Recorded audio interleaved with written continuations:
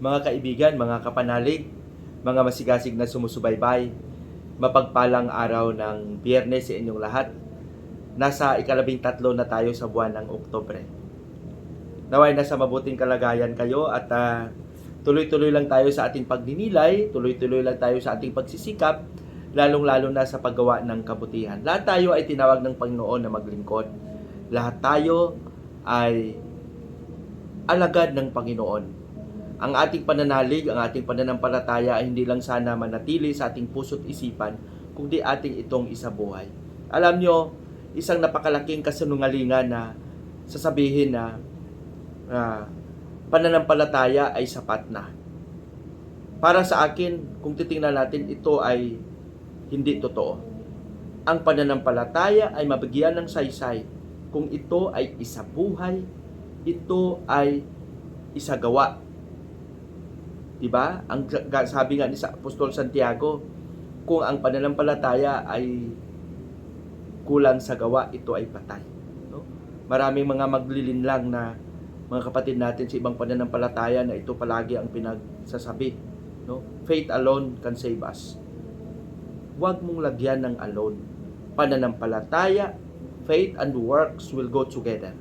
Hindi pwede na pananampalataya lang. Kasi kung wala ang gawa, wala palang silbi ang ginawa ng mga alagad, ng mga apostol, kahit si Jesus.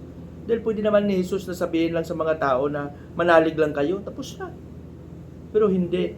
Siya mismo ay naging saksi nito. Yung kanyang pagpapagaling sa mga may sakit, ekspresyon ng pananampalataya yan. Yung kanyang pakikinig, yung kanyang pakisalamuha, ekspresyon ng pananampalataya yan.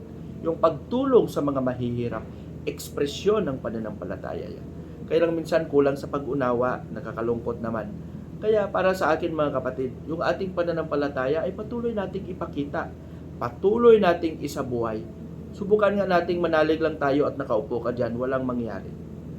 Ang kapayapaan na hindi natin maangkin, ang pagkakaisa hindi nating maangkin. Dahil ang notion, ang ating pag-iisip ay manalig lang. Ang pagbigay ng pagtitiwala sa Panginoon ay tama, ngunit ito ay kulang. Ang pagtitiwala, ang pananalig, pananampalataya sa Kanya ay samahan ng pagsisikap na gumawa ng kabutihan, hindi lang sa sarili, kundi sa ating kapwa din. Amen? Sa araw na ito, sa araw ng Biyernes, mga kapatid, ang ating pagninilay ay ibabahagi sa atin ni San Lucas, Kapitulo 11, versikulo 15 hanggang 26. Ano ba ang nilalaman ng ating Ebanghelyo? Alam natin na si Jesus ay patuloy na nakikisalamuha sa mga tao.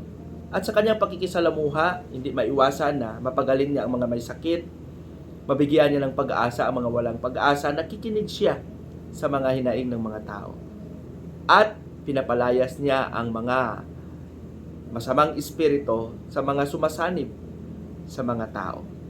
Kaya na makita ito ng mga iilan, lalong-lalo na ng mga Pariseyo, sinabihan siya na ang kapangyarihang mayroon kay Jesus ay kapangyarihan ng prinsipe ng mga masamang espiritu. At sino yun? Si Beelzebul. Kaya sabi ni Jesus, hindi pwede. Hindi pwede na ang mga demonyo ay mag-away-away. No? Parang kung ang kapangyarihan na ginagamit ni Jesus ay kapangyarihan ni Beelzebul at ang pinapalayas niya ay mga alagad ni Beelzebul, hindi naman pwede. Kaya nga sabi ni Jesus, ang kabutihan ang siyang katapat ng kasamaan.